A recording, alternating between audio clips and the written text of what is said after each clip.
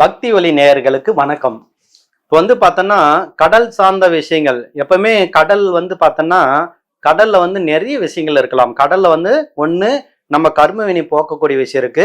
அதே கடல்ல ஒரு பணம் வரக்கூடிய விஷயம் இருக்கு. ஏன்னா எல்லாமே அதுல தான் இருக்கு. ஏன்னா அந்த ரெண்டு விஷயங்கள் எங்கன்னா அதுல தான் இருக்கு. அப்போ நம்ம அந்த கடலை நோக்கி போறோம். அந்த கடல் நோக்கி போகும்போது நம்ம டைரக்டா உப்பு வாங்கிட்டு வர போறதுல போயிட்டு நீங்க என்ன பண்ணா அருகில் உள்ள கடையில உப்பு வாங்கிக்கிங்க. அந்த உப்பு பார்த்தோன்னா நம்ம உப்பு வாங்குறதுனால என்ன ஒரு விஷயம்னா அந்த வீட்டுல பார்த்தோன்னா லட்சுமி நிறைந்திருப்பார்.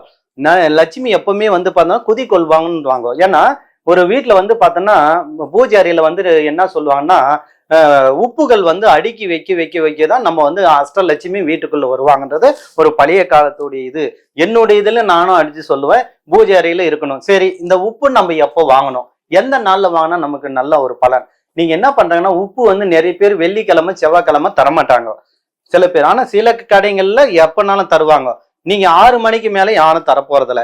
நீங்க அதுக்கு என்ன பண்றாங்கன்னா 5 மணிக்கெல்லாம் போய் வீட்டை விட்டு வெளியே போயிருங்க. போயிட்டு வீட்டுல என்ன பண்ண சொல்லிட்டு போயிரு, நான் வரும்போது ரெடியா விளக்கு வைக்கணும், நான் உப்பு வாங்கிட்டு வரணும்னு சொல்லிட்டு போயிருங்க. வெளியே இப்பதான் எல்லாரு கையிலும் போன் ஆகி போச்சு. நீங்க ஒரு 5:30 மணிக்கு 5 மணிக்கெல்லாம் போயிட்டு உப்பு வாங்கிருங்க. உப்பு வாங்கிட்டு எப்போ வெள்ளிக்கிழமை மாலை ஒரு 5:30 மணிக்கு வாங்கிக்கிங்க. வாங்கிட்டு ஒரு அப்படியே நடந்து எடுத்துட்டு வாங்க. லட்சுமியை நினைச்சிங்க. அதே மாதிரி உப்பு வாங்குறது நிறைய கூட்டம், அதிகமான கூட்டம் இருக்கிற கடைங்களை வாங்குங்க. அப்போ அந்த இடத்துல இருக்கிற அஷ்டலட்சுமியும் நமக்கு வசியாயிருவாங்க. ஏன்னா அப்போ நம்ம அங்க வாங்கிட்டு வரும்போது பின்னாடி நம்ம கிட்ட வருவாங்க. மனசுக்குள்ள நினைச்சு லட்சுமி தேவியை நினைச்சு நீங்க என்ன பண்றாங்கன்னா ஒரு 4 உப்பு 5 கல் உப்பு வாங்கிட்டு மனசார நீங்க எடுத்துட்டு நேரா யார் வீட்டுக்கும் போகக்கூடாது. கரெக்டா 6 மணிக்கு ஷாப்பா உன்னுடைய வாசப்படி வீட்டு வாசப்படியில நிக்கணும். அப்ப நின்ற உடனே வீட்டுல திறந்து என்ன பண்ணணும்னா நீ அதுக்கு முன்ன டக்குன்னு போயிட்டு வீட்டுல விளக்கு கொளுத்தணும்.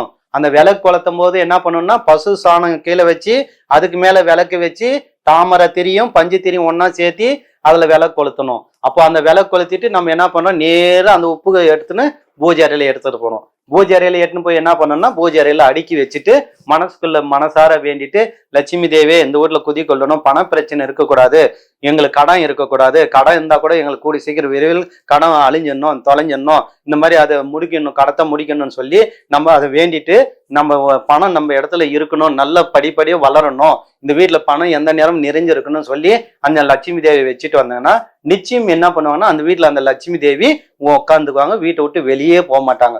இந்த மாதிரி நீங்க என்ன பண்றாங்கன்னா ஒரு 9 வாரம் யார் ஒருத்தர் வெள்ளிக்கிழமை செவ்வாய்க்கிழமை கண்டினியூ யாரு 9 வாரம் எடுத்துட்டு அந்த வீட்டுல அடுக்கி வைக்கிறீங்களோ நிச்சயம் அந்த வீட்டுல பணம் பிரச்சனையும் இருக்காது. நிச்சயம் ஒரு நாள் கோடீஸ்வர யோகம் நிச்சயம் கிடைக்கும். ஏன்னா சாதாரண ஒரு உப்பு ஒரு நம்ம ஒரு கோடீஸ்வரம் ஆகக்கூடிய யோகத்தை உற்பத்தி பண்றதும் அந்த உப்பு தான். புரியுதுங்களா? வாழ்க்கையில நம்ம சாதாரணமா நினைச்ச உப்பு அவ்வளோ ஒரு வசித்தன்மை இருக்கு. உப்பை கண்டா அஷ்டலட்சுமி வசியாகும், அவ்வளோ ஒரு ஆற்றல் இருக்கு. அப்போ அந்த உப்பை நீங்க சரி அடிக்கடிக்கு எட்டுன்னு வச்சுட்டுங்க, அந்த உப்பு அங்கேயே இருக்கிறதான்னு கேள்வி கேட்கலாம் நீங்க. அப்போ அந்த உப்பை என்ன பண்றது? இப்போ என்ன பண்றாங்கன்னா நீங்க இங்க வச்சுட்டு உடனே இதுல இருந்து பாதி எடுத்துன்னு போய் சமையல் அறையில வச்சுக்கணும். சமையல் அறையிலையும் 1 மூட்டை உப்பு ஸ்டாக் இருக்கணும், பூஜை அறையிலும் 1 மூட்டை உப்பு ஸ்டாக் இருக்கணும். அப்போ நீங்க என்ன பண்றது, சமையல் அறையில் இருக்கிற உப்பை சாப்பாட்டுக்கு பயன்படுத்திங்க, இதை ஸ்டாக் வச்சுங்க. இப்படி அப்படியே ரெகுலரா நீங்க ஃபாலோ பண்ணிட்டு வந்தீங்கன்னா நிச்சயம் உங்களுக்கு நல்ல ஒரு விஷயம் கிடைக்கும், லட்சுமி கடாசம் இருக்கும். அடுத்து நீங்க என்ன பண்ணனா பூஜை அறையில இல்லைன்னா வீட்டுல கூட ஒண்ணு 4 மூலி ஒரு பாத்திரத்துல சின்ன கண்ணாடி இதுல மாதிரி கூட நைட்ல என்ன பண்ணனா 4 மூலியும் 4 திசைகளும் உள்ள உப்பை வச்சு விட்டுருங்க. வச்சுட்டு நீங்க என்ன பண்ண அன்னைக்கு நைட் எல்லாம் விட்டுருங்க. மறுநாள் அந்த உப்பை எடுத்து அதை நம்ம அதை தண்ணியில கரைச்சி வீட்டுக்கு எங்கன்னா ஓரமா ஊத்திருங்க. அப்படி ஊத்தினா வீட்டுல இருக்கிற கெட்ட நெகட்டிவ் எல்லாமே உங்களை விட்டு அந்த வீட்டை விட்டு வெளியே போறோம். இதை நீங்க என்ன பண்றாங்கன்னா அடிக்கடிக்கோ இந்த அமாவாசை பௌர்ணமி அஷ்டமி இந்த மாதிரி முக்கியமான நாள்கள்ல இதை பண்ணுங்க. இப்படி பண்ணுங்கன்னா அந்த வீட்டுல இருக்கிற கெட்ட உடைய இதெல்லாம் வெளியே போயிடும். அப்போ தெய்வாற்றல் உள்ள வந்துடும். அந்த மாதிரி பண்ணீங்க. அதே மாதிரி இந்த உப்பு நீங்க என்ன பண்றாங்கன்னா நீங்க உப்பு இப்போ உப்பு என்ன பண்ணுவாங்க, சில பேர் கடமே கொடுக்க மாட்டாங்க. இப்ப எல்லாம் விழிப்புன்னு வந்துச்சு. 6 மணிக்கு மேல இந்த உப்பு கடன் கொடுக்கறத தயவுசெய்து நிறுத்திடணும், கொடுக்க கூடாது. அப்படி இல்லைன்னா பணம் கொடுத்து கூட நீங்க அனுப்பிச்சிருங்க போய் வாங்கிக்கிட்டு. ஏன்னா கொடுத்தாங்கன்னா நம்ம கட்டுக்கிற லட்சுமி அவங்களுக்கு போயிடும். அது ஒண்ணு. அடுத்து இப்போ என்ன பண்றாங்கன்னா அந்த காலத்துல பார்த்தோன்னா இந்த கடன் வாங்குறவங்க எல்லாம் என்ன பண்ணுவாங்க, கடன் கொடுக்குறவங்க இந்த கடன் கொடுக்குறவங்க எல்லாம் என்ன பண்ணுவாங்க, இந்த வட்டி கொடுக்குறவங்க இவங்க எல்லாம் என்ன பண்ணுவாங்க, உப்புல வச்சு பணத்தை கொடுத்துருவாங்க. அப்ப இந்த உப்புல வச்சு பணத்தை கொடுத்துட்டா நிச்சயம் கடன் கழியாது. ஏன்னா நீ என்ன பண்ணாலும் கடன் கழியாது. எவ்வளவு நீ சம்பாரிச்சாலும் அவங்களுக்கு கொடுக்க உனக்கு அந்த பிரச்சனை இந்தினே இருக்கும். ஏன்னா உப்புல வச்சு கொடுத்துட்டான்னு கிராமத்துல திட்டுவாங்க. இதெல்லாம் உண்மை. அந்த கடத்தையே கழிக்க முடியாது. சரி, அவங்க கடத்தை கழிக்க முடியல, உப்புல வச்சுட்டு என்ன பண்றது? அதுக்கு கேள்வி கேட்கலாம். இப்ப நீங்க அப்படி ஏதாவது உப்புல வச்சு கொடுத்துட்டாங்க, இந்த மாதிரி பண்ணிட்டாங்கன்னா உங்களால கடன் கொடுக்க முடியலன்னா நீங்க என்ன பண்றாங்கன்னா, போங்க விநாயகர் கோயிலுக்கு போங்க. விநாயகர் கோயிலுக்கு போயிட்டு நீங்க என்ன பண்றாங்கன்னா, கொழுக்கட்டை எடுத்துட்டு போயிட்டு நீங்க என்ன பண்ணுங்க, நல்ல ஒரு 20 கொழுக்கட்டை 30 கொழுக்கட்டை எடுத்துங்க. சதுர்த்தியில போங்க. அந்த சதுர்த்தியில போயிட்டு நீங்க என்ன பண்றாங்கன்னா, இவருக்கு போயிட்டு மனசார அதை படைச்சிட்டு அங்க இருக்கிறவங்களுக்கு கொடுத்துட்டு வாங்க. அப்ப நம்ம இந்த உப்பு உடைய பரிகாரம் வந்து அது என்ன பண்ணுவாருன்னா தடை பண்ணிடுவாரு. தடையை நீக்கிட்டு என்ன பண்ணுவாருன்னா உங்களுக்கு கடத்தை கொடுக்கக்கூடிய வசியம் வேலை செய்ய கொடுத்துரும். அது ஒண்ணு. உப்பு இல்லை. அதே இன்னொரு கூட பண்ணலாம். நம்ம என்ன பண்ண, கால பைரவருக்கு போங்க.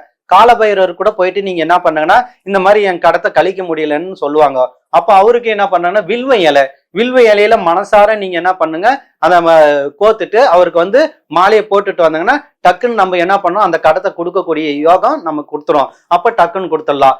அதுவும் பண்ணலாம். சரி, அப்படியும் கொடுக்க முடியல, நம்ம என்ன பண்றதுன்ட்டு நீங்க என்ன பண்ணுங்க, அவன் உப்புல வச்சு கொடுத்துட்டாங்க.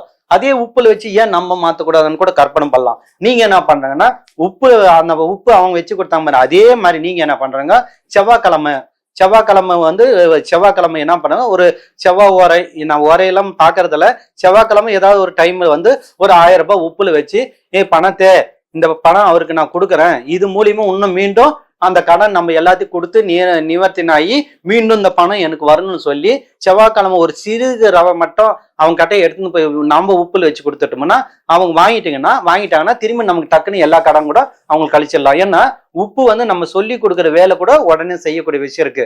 ஆனா நம்ம பணத்தை வந்து அந்த உப்பு மேல வச்சு, இந்த பணத்தை நான் கொடுக்குறேன், என் கடன்லாம் டக்குன்னு அவருக்கு கொடுத்துடணும், இந்த பணம் போய் அவர்கிட்ட நிறைவடைஞ்சு திரும்ப மீண்டும் நம்ம கிட்ட வரணும்னு நம்ம சொல்லி கொடுத்தோம்னா நிச்சயம் அந்த கடன் கழிஞ்சு உங்ககிட்ட வந்துடும். அப்படியும் நீங்க கொடுத்த கடனுக்கு பயன்படுத்திக்கலாம். என்ன பண்றது, கொடுத்த கடனை வாங்கிக்கொடு எங்களே தொல்லை பண்றது, மந்திரவாதி கிட்ட போன் பாரு, சாமியார் கிட்ட போன அவன் நம்ம இதா சாக்குன்னு பணத்தானே என்ன பண்ணுவாங்க. இப்ப 5000 10,000 வாங்கி கொடுக்குறேன்னு வச்சியா, பணம் தான் கொடுப்பான், பணம் இல்லை நம்ம கொடுக்க மாட்டோம். அதனால தயவு செய்து வாங்காது. எந்த மந்திரவாதி யாருமே கொடுத்த பணத்தை வாங்க இது யாருக்கும் அந்த ஆற்றல் கிடையாது, எந்த சக்தியும் கிடையாது. ஏன்னா இன்னைக்கு இருக்கிற கலி உலகத்துல கொடுத்துட்டா போதும், வாங்கிட்டா போதும், திருப்பி கொடுக்க கூடாது. அவன் என்னன்னா பண்ணட்டும், ஏதனா பண்ற காலம். அதனால தயவு செய்து அதை விட்டுட்டு நீங்க கொடுக்கறத ஃபர்ஸ்ட், கடன் வாங்குறதும் தப்பு, கொடுக்கறதும் தப்பு. இதை உணர்ந்து 10 ரூபாய் சம்பாதிக்கிறியா, 8 ரூபாய் அதிலே நம்ம செலவு பண்ணிட்டு 2 ரூபாய் மீதுங்க இல்லையா, அழகா கவர்மெண்ட் குணநரிசி போடுறாங்க, அதை வச்சுட்டு நல்லா சாப்பிட்டு ரிலாக்ஸா இருங்க. தேவையில்லாம கடன் வாங்கி கடன் உண்டாகி அப்புறம் அந்தல் சிந்தராகி அப்புறம் வீட்டை விற்கிறது, நடுத்தேருக்கு வர்றது எல்லாம் தேவையில்லை. நம்ம சிக்கனத்தை கடமடிச்சா நிச்சயமா யார் வீட்டிலையும் நம்ம யாருக்காட்டியும் கையேந்த வேண்டியதில்லை. அதே மாதிரி இந்த மாதிரி சின்ன சின்ன பரிகாரங்கள் உப்பை வச்சு நீங்க பண்ணும் போது கண்டிப்பாக உங்களுக்கு வந்து பார்த்தோன்னா நல்ல ஒரு லட்சுமி கடாசம் இருக்கும். இந்த மாதிரி பணம் செலவாகாது, நோய் வந்து அதிகரிக்காது. ஏன்னா பணம் செலவாகாம இருந்தாவே, நோய் வராம இருந்தாவே நமக்கு பணம் வந்துடும். சில பேர் வந்து பணம் செலவாகுது அதனாலதான். அதனால அதுக்குண்டான வழியை தேடுங்க, அப்ப நிச்சயமா உங்களுக்கு இதாயிரும். அதே மாதிரி உப்புல இன்னொரு விஷயம் பண்ணலாம். கடல்ல வந்து நீ இந்த அமாவாசையில வந்து போயிட்டு நீங்க கடல்ல குளிச்சீங்கன்னா நிச்சயம் உங்க கர்ம வினை போகக்கூடிய விஷயம் இருக்கு. அதுல போயிட்டு அடிக்கடிக்கு அமாவாசையில போய் குளிச்சுட்டு வாங்க, நிச்சயம் உங்களுக்கு நல்ல பலன் கிடைக்கும். ஓம் கணபதி, ஓம் காளி, ஓம் நமச்சிவாயா.